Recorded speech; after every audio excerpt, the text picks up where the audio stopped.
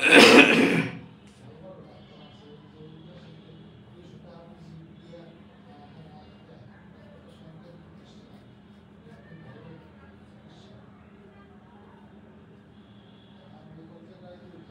আসসালামু আলাইকুম। ভালো আছেন?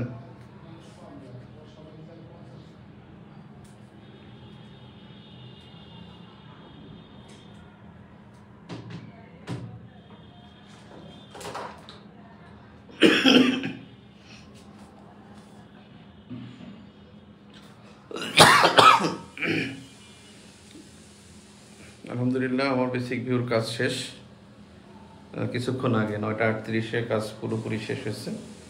জাস্ট এখন ইনারের কিছু কাজ বাকি, এটা কালকে, এটা বইয়ের পার্ট না, ইনারের পার্ট। তো আলহামদুলিল্লাহ অনেক কাজ, আসলে অনেক অনেক কাজ এই কারণে, কারণ ঝামেলাটা গেছে যে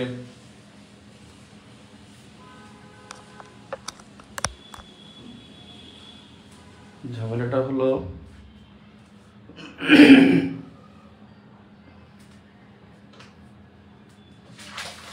ইউজ নতুন করে অনেক কিছু ঢুকছে, ভাসানী, ওসমানী,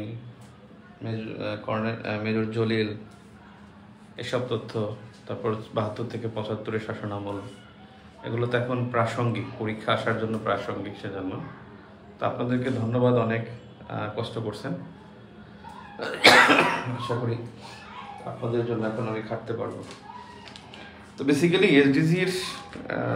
এসডিজি বিষয়ক যে এখানে বাংলাদেশের অবস্থানটা আসতে পারে, বাংলাদেশের এসডিজির অবস্থান এবং মানে কি অবস্থা, কি এসডিজি অগ্রগতিতে বাংলাদেশের বর্তমান প্রেজেন্ট সিচুয়েশনটা কি।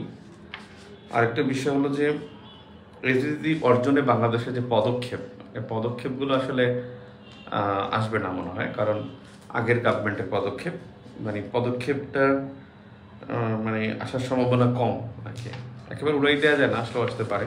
আমি ওটা জাস্ট আলোচনা করব না, মানে ওটা আমি আপনাদেরকে নোটে শেয়ার করব।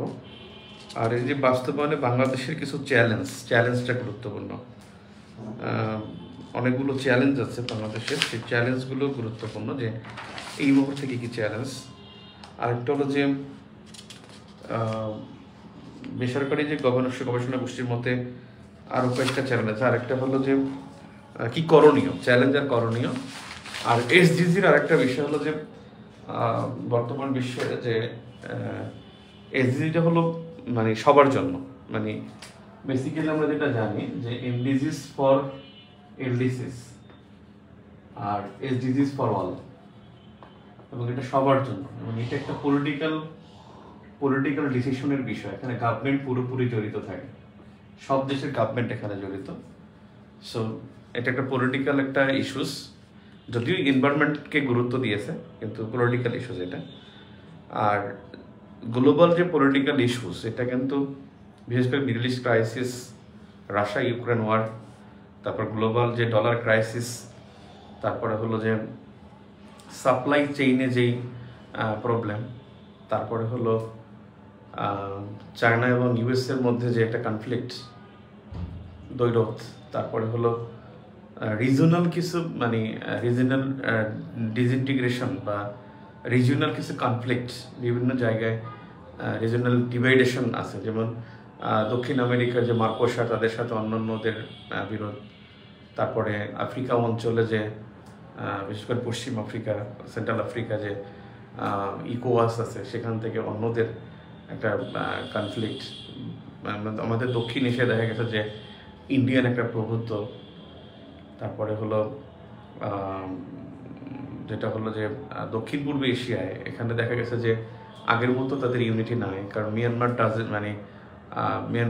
Don't care anyone, doesn't care anyone, Myanmar আছে, তারপরে আরও যারা আছে এখানে মানে সাউথ ইস্ট এশিয়ান, এখানে প্রচুর চায়নার ইনফ্লুয়েন্স। এসব কারণে মানে গ্লোবালি বলা যায় যে এসডিজি বাই 2030-তে এটা অর্জন করা খুব দুঃসাধ্য হবে অন্যান্য বিশ্বের জন্য। সেক্ষেত্রে আপনি বর্তমান যে বৈশ্বিক যে কনটেক্সট, এই কনটেক্সটগুলো তুলে ধরলেই হবে। আপনারা যেটা পড়ছেন কনসেপচুয়ালের মধ্যে, যে গ্লোবাল ইন্টারন্যাশনাল অ্যাফেয়ার্সের ক্ষেত্রে বা গ্লোবাল অ্যাফেয়ার্সে কোন কোন বিষয়গুলো সবচেয়ে মানে যেটাকে বলে driving forces for political relations বা ডিপ্লোম্যাটিক রিলেশনস বা ইন্টারন্যাশনাল রিলেশনস, যেগুলো মানে এই যেই গ্লোবাল যে প্রবলেম ইস্যুসগুলো আছে সেগুলো। একটা বিষয় হলো যে আরেকটা বিষয় সবচেয়ে বেশি মানে আপনি যে ইস্যুগুলো আনবেন, যে এসডিজি ওটাকে আলোচনা করি তো বাংলাদেশে যায় মানে এসডিজির জন্য মানে developing Nations and fourth world, এই ফোর্থ ওয়ার্ল্ডের চ্যালেঞ্জ, এদের জন্য চ্যালেঞ্জ কি কি? ফোর্থ ওয়ার্ল্ড তো বুঝেন যেটা হলো under develop countries. Fourth world মানে হলো দরিদ্র দেশ, দরিদ্র বিশ্ব। এই ফোর্থ ওয়ার্ল্ডের জন্য এবং হলো যে সাউথ স্টেটগুলো আছে, এই সাউথ স্টেট এদের জন্য কি কি চ্যালেঞ্জ, এদের জন্য চ্যালেঞ্জ কি কি? সেটা হলো যদি চ্যালেঞ্জ ধরেন আমাদের যে চ্যালেঞ্জের ক্ষেত্রে সেটা হলো যে এনভায়রনমেন্টাল ক্রাইসিসটা সবচেয়ে বেশি। এনভায়রনমেন্টাল ক্রাইসিস, এই এনভায়রনমেন্টাল ক্রাইসিসটা সবচেয়ে বেশি বিগ ক্রাইসিস, বিকজ এখানে যে আপনার জিসিএফ এর যে ফান্ড দেওয়ার কথা, অর্থাৎ গ্রিন ক্লাইমেট ফান্ড, এই ফান্ড যে 100 বিলিয়ন ইউএসডি বাই 2024, এটা যে একটা মানে আগে ছিল 2020, সেই 2020 এটা বলতে দেবে যে 2020 এটা ফেইলড, এরপর 2022 ছিল, এটাও ফেইলড, এখন আছে বাই 2024 এবং is going to be failed, এবং এটাও ব্যর্থ হতে যাচ্ছে। সো এটার কোনো এনভায়রনমেন্টাল যে গ্রিন ক্লাইমেট ফান্ড থেকে সহায়তা সেটা পাচ্ছে না। তারপরে হলো যে ক্লাইমেট ফাইন্যান্স, একটা আছে ক্লাইমেট ফাইন্যান্স, এটাও কিন্তু বাস্তবায়ন হচ্ছে না। আর একটা আছে যে আইডিএলসি যেটা হলো ডিটারমিনেশন বা হলো যে ডিটারমাইন্ড, অর্থাৎ ইন্টেন্ডেন্ট ডিটারমাইন্ড ন্যাশনাল কমিটমেন্ট। এই যে আইডিএলসি বা তাদের যেটা কমিটমেন্ট, মানে অর্থাৎ ক্লাইমেট কমিটমেন্ট, পরিবেশগত যে কমিটমেন্ট আছে প্রত্যেকটা দেশের, এই কমিটমেন্টগুলো আসলে মানে করা হচ্ছে, ওভারলুক করা হচ্ছে, এটা ওভারলুক হচ্ছে, অর্থাৎ এটা কিন্তু মানে লুক আপটা করা হচ্ছে না যে আসলে কে মানে করতেছে যে ক্লাইমেট ফাইন্যান্স, এটা হচ্ছে না। তারপর হলো এলডিসির পক্ষ দেশগুলো যেটা, এই এলডিসিস, তারপর হলো আপনার সিডস যেটা মানে যে আইল্যান্ড কান্ট্রিজ, যে small island countries, small island developing states, তারপর হলো যে আপনার অ্যাওসিস যে association alliance of small island states, ক্ষুদ্র দেশগুলোর যে অ্যাওসিস, এই কান্ট্রিজগুলো বিশেষ করে এই কান্ট্রিজগুলো তাদের মানে তাদের জন্য দরকার জলবায়ু সহায়তা। এই জলবায়ু সহায়তা আসলে উন্নত বিশ্ব দিচ্ছে না, বিশেষ করে ইউএসএ তাদের কমিটমেন্ট রাখতেছে না, চায়না রাখতেছে না, যারা এই দুইটা কান্ট্রি যারা হলো আমাদের পরিবেশের জন্য সবচেয়ে বেশি দায়ী, মানে তারা মিনিমাম 58%, তারা মিনিমাম 38 থেকে 45% কার্বন অ্যান্ড গ্রিন হাউসের জন্য দায়ী। কার্বন এবং গ্রিন হাউস, এটার গ্রিন হাউসের জন্য তারা দায়ী 38 to 45%, সেখানে তারা কিন্তু ফাইন্যান্স করতেছে না, এবং সেই কারণে এই ধরনের ক্রাইসিসের কারণে বেসিক্যালি, এবং অ্যাট দ্য সেম টাইম এই দেশগুলোই কিন্তু হলো আপনার এনভায়রনমেন্টাল যে ডিজাস্টার, এই ডিজাস্টারগুলো ফেস করে থাকে। তারা একদিকে তারা ফেস করে, বাট আলটিমেটলি তারা এখান থেকে হিউজ পরিমাণ কি পাচ্ছে না, মানে এখান থেকে সাহায্য পাচ্ছে না। সো এনভায়রনমেন্টাল ইস্যুসটা, ক্রাইসিসটা সবার আগে এখানে আসবে। আরেকটা হলো যে এনভায়রনমেন্টাল ইস্যুস বা ক্লাইমেট চেঞ্জ, এই টপিকটা দিতে পারেন, মানে পয়েন্ট দিতে পারেন। Climate change, impact of climate change, এটাও দিতে পারেন, বা জলবায়ু পরিবর্তন মোকাবেলার জন্য যে পদক্ষেপগুলো সেগুলো আসলে গ্রহণ করা হচ্ছে না। এটা এলডিসির পক্ষ দেশ বা ডেভেলপিং নেশনসের জন্য একটা বিগ চ্যালেঞ্জ। মানে গ্লোবাল ইস্যুতে যদি প্রশ্নটা আসে, বাংলাদেশ কনটেক্সটে আসলে আমরা আলোচনা করতেছি, ওটাও এক নম্বরে এটা বললাম। নাম্বার টু যেটা গ্লোবাল ক্রাইসিসের যে যুদ্ধ বা ওয়ার, এবং এই ক্ষেত্রে মানে আমরা দেখছি যে রাশিয়া ইউক্রেন যুদ্ধ, ওয়ার, তারপর হলো গাজা ওয়ার, এখন আবার যেটা হচ্ছে যে ইসরায়েল ইরান ওয়ার, তারপর মিডল ইস্ট ক্রাইসিস, তারপর ইন্ডিয়ান ওশানে যেটা হলো যে মানে Indian ocean crisis. Indian Oshane যেটা হচ্ছে যে এখানে যে লোহিত সাগরের এবং লোহিত সাগরের যে একটা মানে 10 জাতির মার্কিন জোট, এই যে মার্কিন জোটটা হয়েছে এটা কিন্তু আসলে চায়না সহ অন্যদেরকে ভাবিয়ে তুলছে, সে কারণে এখানে কিন্তু তাদের একটা বড় ইনফ্লুয়েন্স কাজ করে থাকে। সো যুদ্ধ একটা ফ্যাক্ট। নাম্বার 3 যেটা আপনাদের কমেন্ট আমি দেখবো না, একটু পরেই কমেন্ট করে রাখতে পারেন। ওয়ার, তারপরে ডলার ক্রাইসিস এবং গ্লোবাল ডলার ক্রাইসিস বা কারেন্সি ওয়ার বলতে পারেন, সারা পৃথিবীতে এখন কারেন্সি ওয়ার চলছে। ডলার ক্রাইসিস বা কারেন্সি ওয়ার, এই কারেন্সি ওয়ার আপনাদের আমি কনসেপচুয়ালি দেখাইছিলাম, ওই বিষয়গুলো এখানে নিয়ে আসতে পারবেন। অর্থাৎ আপনি দেখেন এখানে 107টা দেশ, 107 দেশে কিন্তু ইউয়ান মুদ্রা বাণিজ্য করতেছে। 107টা দেশে কাজ করতেছে।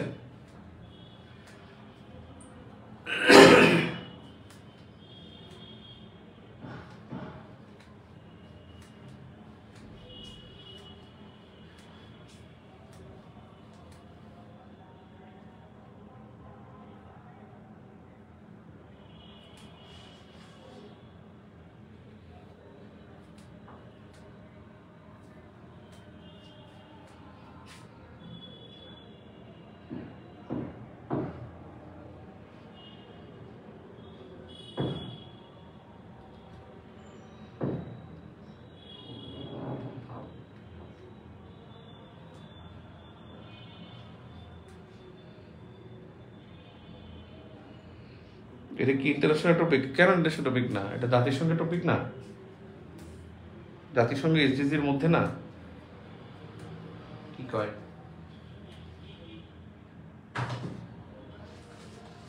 জাতিসংঘ ইন্টারন্যাশনাল মধ্যে না?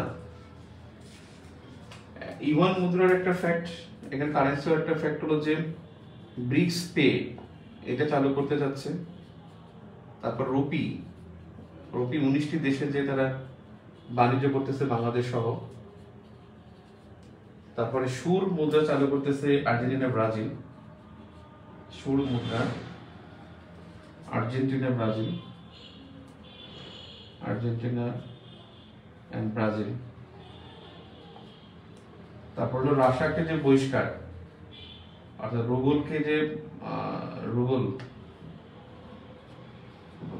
রুবলকে বা রাশিয়াকে যে সুইফট থেকে বের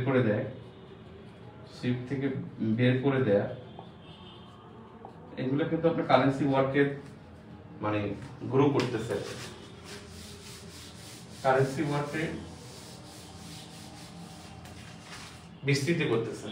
এর ফলে কিন্তু যারা বেসিক্যালি মানে সব কারেন্সি যাদের, তারা কিন্তু এখানে খুবই দুর্বল হবে। সব কারেন্সি মানে হলো যে জিম্বাবুইয়ান ডলার, ভেনেজুয়েলার বলিভার, অর্থাৎ যেই মুদ্রার মানটা কম, যেমন শ্রীলঙ্কার রুপি, ওদের মুদ্রার মান কিন্তু কম, 329 রুপি মনে হয় $1। পাকিস্তানেও কম, বাংলাদেশে কিন্তু মোটামুটি এখন 125 টাকা মনে হয়, ওদের চাইতে কম। আসলে মানে আমাদের মুদ্রার মান কিন্তু, আফগানিস্তানের মুদ্রার মান সবচেয়ে শক্তিশালী দক্ষিণ এশিয়ার মধ্যে, আর দক্ষিণ এশিয়ার মধ্যে সবচেয়ে বেশি শক্তিশালী মুদ্রা হলো আফগানিস্তানের, দেন হলো ইন্ডিয়ান, এরপরে হলো গুলট্রাম। এগুলো বাংলাদেশ আছে 4-5 নম্বরে আছে, মানে শ্রীলঙ্কা, পাকিস্তান, নেপাল, ওদের চাইতে বাংলাদেশ ভালো আছে। এরপরে বলতে পারেন যে আপনার ওয়ার গেল, ডলার ক্রাইসিস গেল, গ্লোবাল যে ইস্যুস গুলো, তারপর হলো যে আপনার নিউ কোল্ড ওয়ারের একটা কনফ্লিক্ট, নিউ কোল্ড ওয়ার। এবং এই যে পলিসি যে ইউএসএ নেতৃত্বে যেটা হলো যে B3W, build back better world, অর্থাৎ এটা তো দেখছেন কনসেপচুয়ালের মধ্যে B3W যে বিগ ব্যাক বেটার ওয়ার্ল্ড, যেটা G7 এর ইউএসএ প্লাস G7 এর যে কনসেপ্ট, বাইডেন এই কনসেপ্টটা চালু করছিল 2021-এ। এখানে বিল্ড ব্যাক বেটার ওয়ার্ল্ড অর্থাৎ চীন মুক্ত আরেকটা পৃথিবী যেটা ছিল ওইটার আলোকে এগিয়ে যাওয়া। আর এদিকে চায়নার যে হলো চেকবুক ডিপ্লোমেসি অফ চায়না, এবং এই কনফ্লিক্টের কারণে আসলে দেখা গেছে যে তারা যে ইকোনমিক অ্যাসিস্ট্যান্স বা ফাইন্যান্সিয়াল সাপোর্টটা পাওয়ার, সেটা তারা আসলে মানে করতে পারতেছে না, এনজয় করতে পারতেছে না। এই এনজয়টা করতে না পারার পিছনে নিউ কোল্ড ওয়ারটা অনেক দায়ী। যেমন বাংলাদেশ দেখেন, বাংলাদেশের কথাই চিন্তা করেন, বাংলাদেশ না পারতেছে IPEF এ যেতে, না পারতেছে GECF এ যেতে, মানে RCEP, সরি GECF না, RCEP তে যেতে, RCEP যেটা চায়না নেতৃত্বে হয়েছে, দুটোতেই কিন্তু বাংলাদেশকে আমন্ত্রণ জানিয়েছে। বাংলাদেশ কিন্তু কোনোটাই যেতে পারে না। বাংলাদেশ আলটিমেটলি যে কাজটা করছে, যে কলম্বো কানেক্টিভিটি প্ল্যানে লিখেছে, কলম্বো কানেক্টিভিটি যেটা হলো 4টা দেশের ছিল, ইন্ডিয়ান জোট, ইন্ডিয়ান অ্যালায়েন্স, এবং এখানে যাওয়ার কারণে কিন্তু এই ইন্ডিয়ান অ্যালায়েন্স যেটা, মানে এখানে 4টা দেশ, কলম্বো কানেক্টিভিটি কনক্লেভ, এর মধ্যে যে 4টা দেশ আছে, ইন্ডিয়া, মালদ্বীপ, মরিশাস এবং হলো শ্রীলঙ্কা, মালদ্বীপ, আরেকটা হলো মরিশাস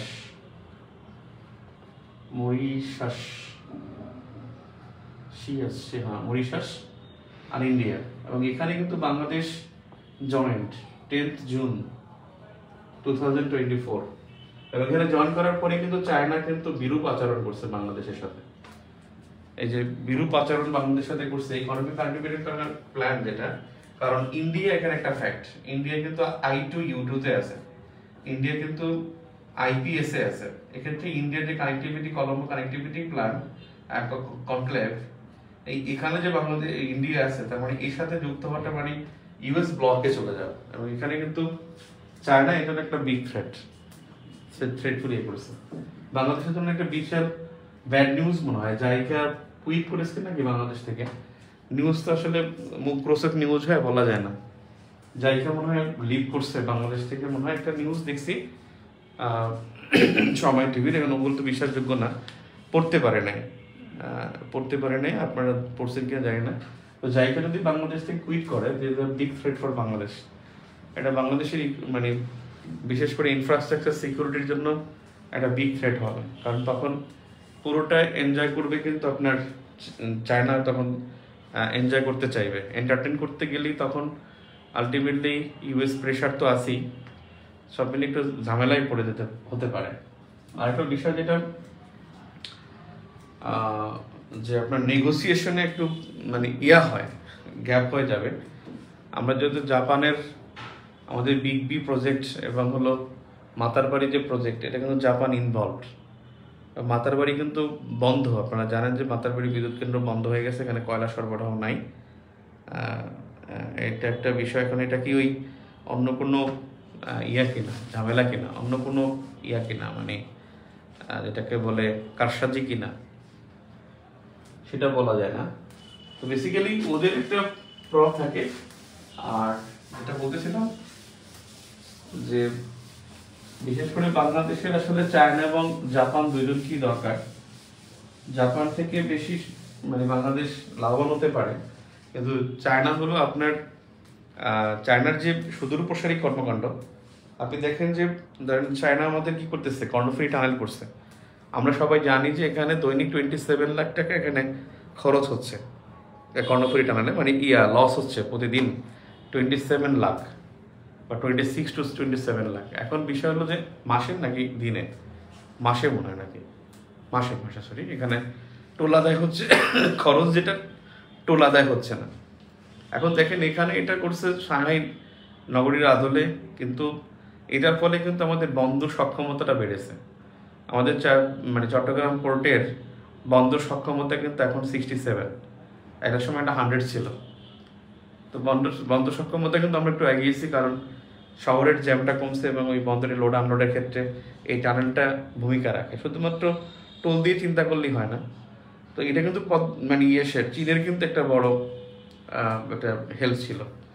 তো যাক, ওখানে আমরা আসি, জায়গা আমরা অন্য আলোচনা। আরেকটা বিষয় হলো যে এখানে যে রিজিওনাল যেটা আছে, রিজিওনাল ইউনিটি নাই, আর আঞ্চলিক অনৈক্য, এটা কিন্তু একটা বড় একটা সমস্যা। আঞ্চলিক অনৈক্য আপনি যদি দেখেন, দক্ষিণ এশিয়া ভারতের কর্তৃত্ব, প্রতিবেশী সবার মানে ভারতের কর্তৃত্ব এবং প্রতিবেশী দেশগুলোর ভারতের একটা কর্তৃত্ব এখানে আছে। আপনারা যতটুকু কালকে বলছিলাম যে বাংলাদেশে একটা ইকোনমিক এমবার্গো বা একটা এমবার্গো দিতে পারে ইন্ডিয়া বাংলাদেশে একটা অর্থনৈতিক একটা মানে অবরোধ দিতে পারে, সম্ভাবনা আছে। যেটা হলো যে জিল্লুর রহমান তিনি তার যে ডিসকাশন, সেখান থেকে একটা ইঙ্গিত পাওয়া যায়।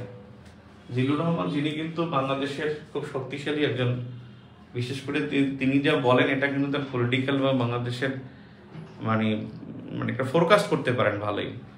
এবং সবচেয়ে অবাক করার বিষয় যে তিনি কিন্তু ইউনুস গভর্নমেন্টের প্রতি পুরো সমর্থন ছিল, ইউনুসের প্রতি তার সমর্থন ছিল। এবং আপনারা দেখছেন যে মুভমেন্টের সময় জিল্লুর রহমান কিন্তু আগে থেকেই তিনি বলছেন যে এটা আগাচ্ছে। এবং 4 তারিখে তার যে একটা পোস্ট ছিল যে খেলা কিন্তু শেষ, এটা কিন্তু অনেকটা সাহস জুগিয়েছে। এবং এখন কিন্তু তিনি কনজিকিউটিভলি তিনি মানে বর্তমান যে গভর্নমেন্টের সমালোচনা করে যাচ্ছেন।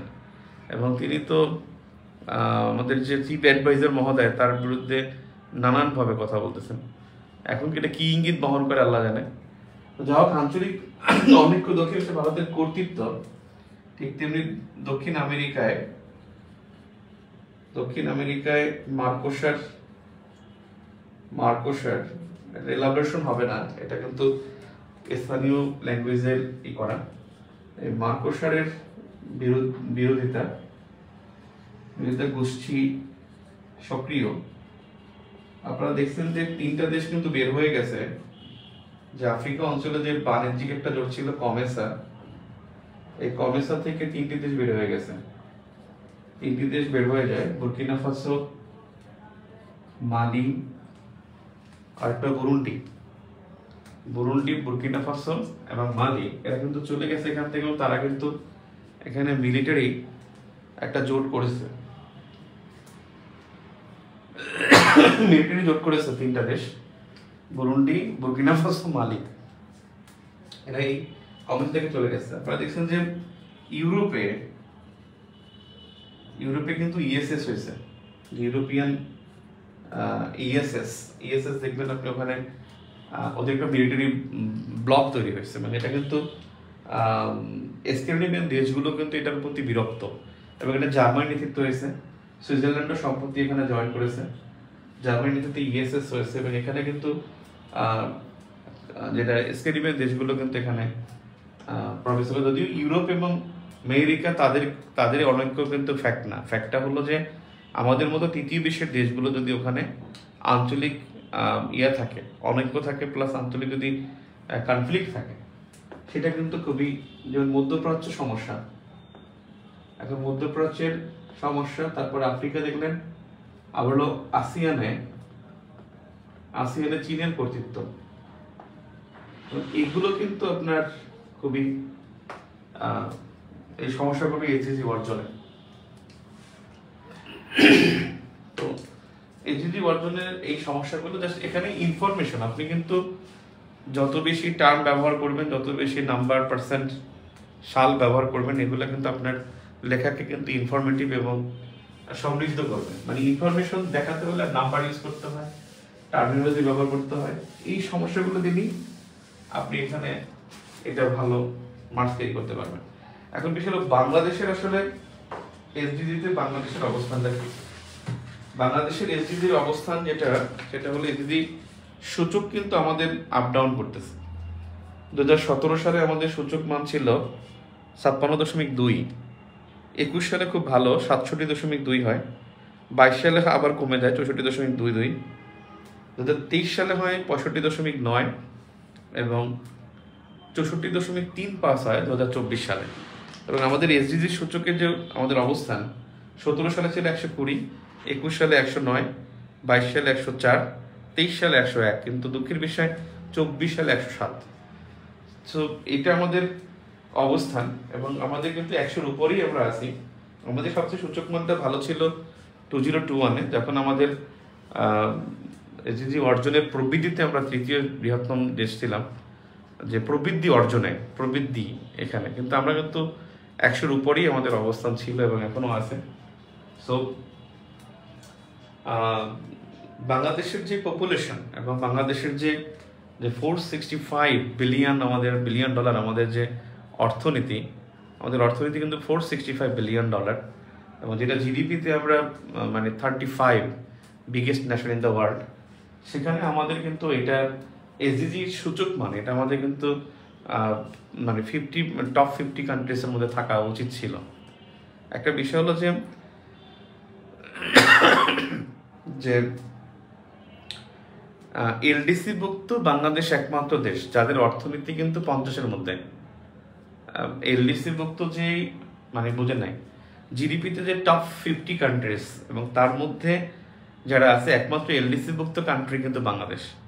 সো বাংলাদেশ ডিজার্ভ মানে মাচ মোর বেটার ইন্ডেক্স বা এসডিজি, এটা কিন্তু বাংলাদেশ এক্সপেক্ট করে বা ডিজায়ার করে। সো বাংলাদেশ কিন্তু সেই পর্যায়ে নাই, এটা একটা সমস্যা। আমি একটু আলোচনা করে তারপরে আমি লেখাচ্ছি। এরপর হলো এসডিজির যে অভিষ্ট, আমাদের কিন্তু আগের মতোই আমরা আছি। সেই 2021 সাল থেকে আমরা কিন্তু 8টি অর্জনে মোকাবেলায় আমরা খুবই বড় ধরনের চ্যালেঞ্জে রয়েছি। যে লাল সংকেত সেটা হলো স্বাস্থ্য, মানে এসডিজি 3, এসডিজি 6, 7, 11, 14, 15, 16 and 17। এর লক্ষ্য অর্জনের চ্যালেঞ্জে রয়েছি আমরা 7টা, লক্ষ্য পূরণের পথে রয়েছে একটা, যেটা হলো পরিমিত ভোগ্য টেকসই উৎপাদন। আরেকটা হলো যে এটা কমে যাবে আমাদের, এখন আমাদের উৎপাদন কিন্তু খুব কম, প্রোডাকশন কম। আমাদের কিন্তু প্রোডাকশন এবং রেভিনিউ আমরা জানি কিনা যে গত 3 মাসে আমাদের 25,000 কোটি টাকা করে, মানে অ্যাভারেজ 75,000 কোটি টাকা কিন্তু আমাদের যে টার্গেটেড যে ছিল, মানে আমাদের রেভিনিউ আদায়ের লক্ষ্যমাত্রা ছিল, সেটা কিন্তু আমরা অর্জন করা সম্ভব হয়নি। সেই রেভিনিউটা অর্জন করা সম্ভব হয়নি যেটা আমাদের টার্গেট ছিল। বিকজ যখন আপনার ডেভেলপমেন্ট প্রজেক্ট থাকবে না, যখন থাকবে না তখন কিন্তু আপনার ইম্পোর্টটা কমে যাবে। কারণ আপনি যে মেশিনারিজগুলো ইম্পোর্ট করেন বা বিভিন্ন কাঁচামাল যে ইম্পোর্ট করেন সেটা কিন্তু থাকে না, তখন কিন্তু ইম্পোর্ট না করলে কিন্তু আপনার এখানে রাজস্বটা আয় হবে না। আর একটা রাজস্ব হবে না, এবং যদি আপনার ডেভেলপমেন্ট প্রজেক্টগুলো যদি রান না করে তাহলে রাজস্ব আসে না। বাংলাদেশে 7টা মেগা প্রজেক্ট আছে যে গভর্নমেন্ট যে আইএমইডি করছে। আইএমইডি মানে হলো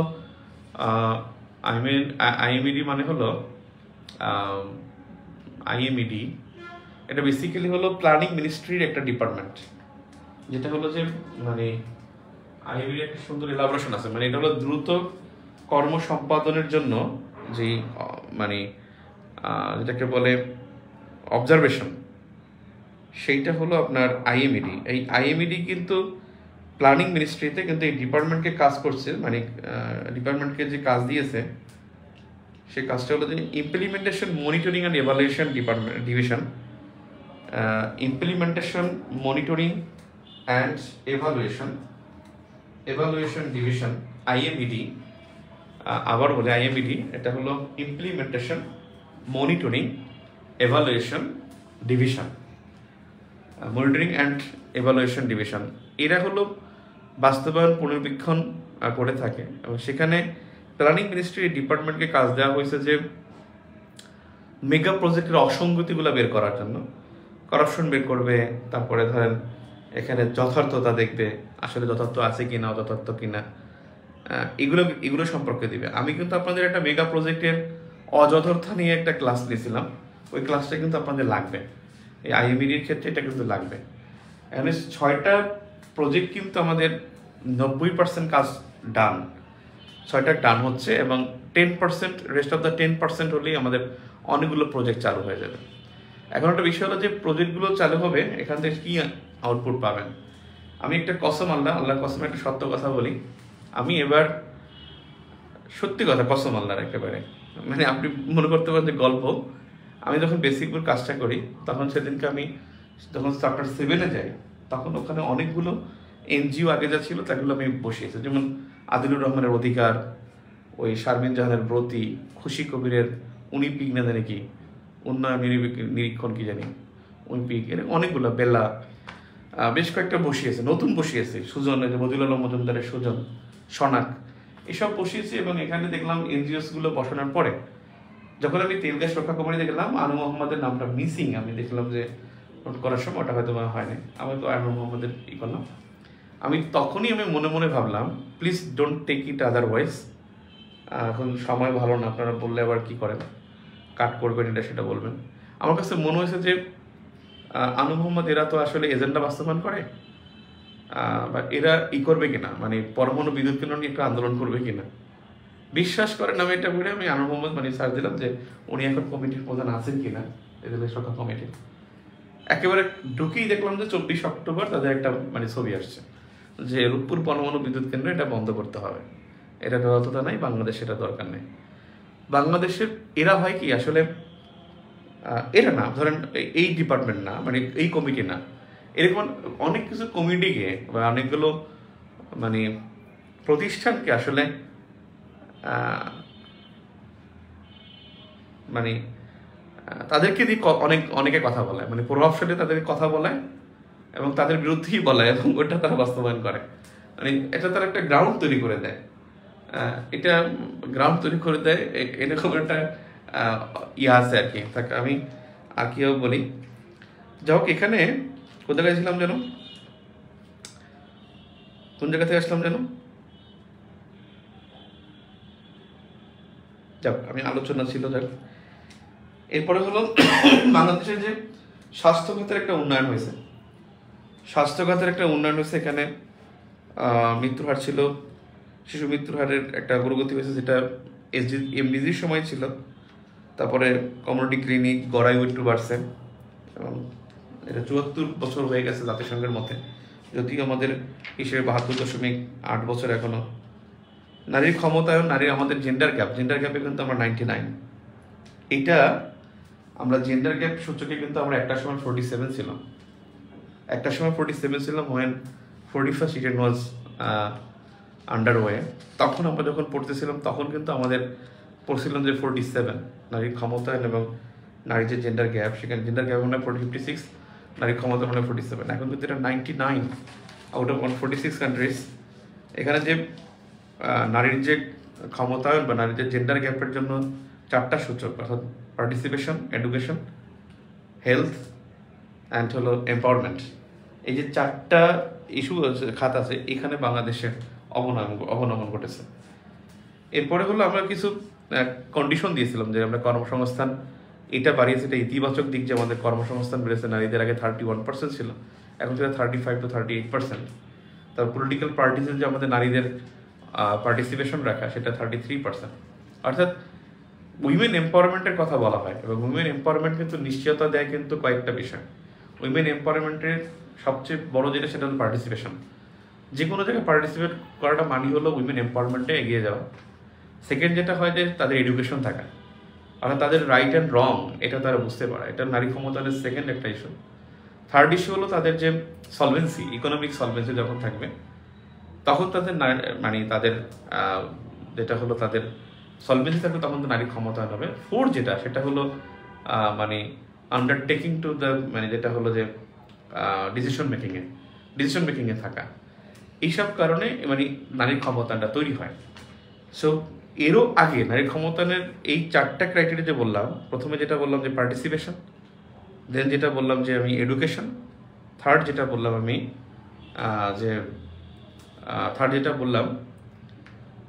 এডুকেশন, পার্টিসিপেশন, তারপর হলো যে সলভেন্সি, ইকোনমিক সলভেন্সি, থার্ড হলো যে ডিসিশন মেকিং অংশগ্রহণ করা।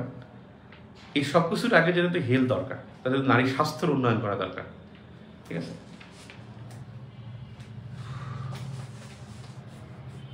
আরেকটা বিষয় হলো যে আমাদের খাদ্য উৎপাদন বেড়েছে, এটা একটা আমাদের পজিটিভ দিক।